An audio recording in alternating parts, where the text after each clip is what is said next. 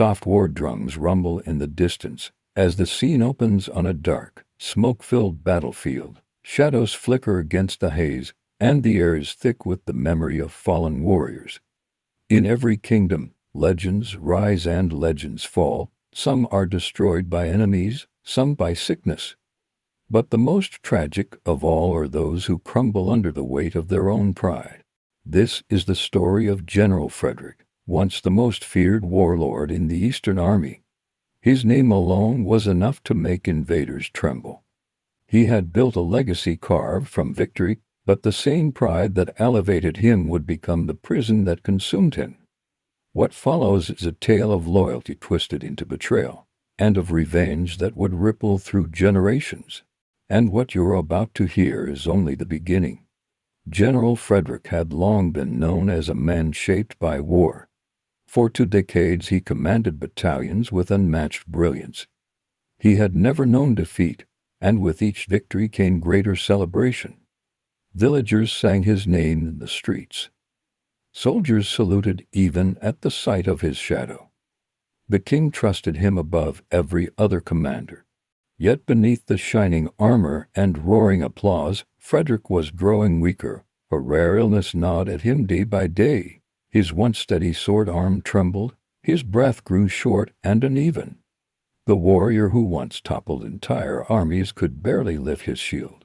But despite the decline of his body, there was one thing he refused to surrender: his glory.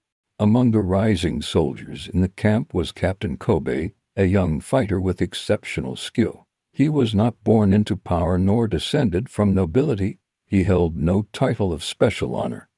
But he possessed something far more valuable: courage, discipline, and the heart of a true warrior. Against all expectations, Fredrick and Kobe formed a deep trust. The weakened general confided in Kobe's secrets he shared with no one else. Seeing Fredrick suffering, Kobe made a promise out of loyalty and compassion. Whenever battle called, he would fight in Fredrick's place. He vowed that the general's honor would remain untarnished, that enemies would fall without ever knowing Fredrick had stopped fighting. He would carry the general's sword even if no one remembered his own name. Fredrick accepted the offer, not from humility but from pride, because it allowed him to maintain the illusion of greatness. Soon Fredrick crafted a hidden arrangement. Whenever war threatened the kingdom, he would summon the soldiers and stand tall before them, appearing every bit the mighty warrior he once was. But when the battalion marched out, he disappeared into the shadows. It was Captain Kobe who led the army, Kobe who charged into battle, Kobe who spilled blood and risked his life countless times. And when victory returned to the kingdom, it was Fredrick who stepped forward to receive the praise, the applause, the rewards, the gold. Kobe never complained, for he believed loyalty was worth more than fame. But even the strongest loyalty can be stretched to its breaking point. One night, the kingdom faced its fiercest attack in years. Arrows darkened the sky, and the enemy advanced like a swarm of locusts. As always, Fredrick summoned the troops, and then vanished. Kobe led the fight with unmatched ferocity. He defended his men, broke through enemy lines, and by dawn the invaders were crushed. But he returned limping, bloodied, his armor scarred. Something inside him had shifted.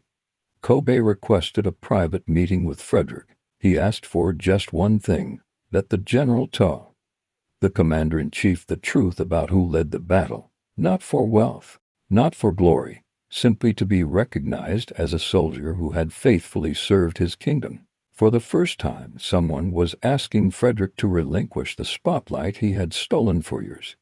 His pride roared louder than reason. He refused. To him, Kobe's request was not a humble plea, it was a threat to expose everything fear and pride twisted. Fredrick's judgment. He invited Kobe to a quiet forest clearing under the guise of gratitude. The moon hung full in the sky and the night was peaceful. Kobe, weary from battle, trusted the man he had fought for.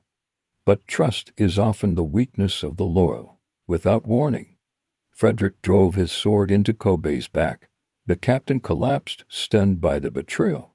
His final words were soft, full of heartbreak rather than rage. "I kept your secret."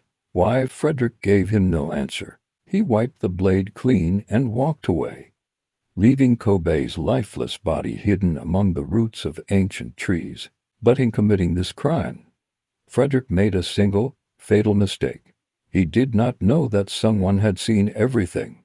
For more videos like this, don't forget to like, share, and subscribe.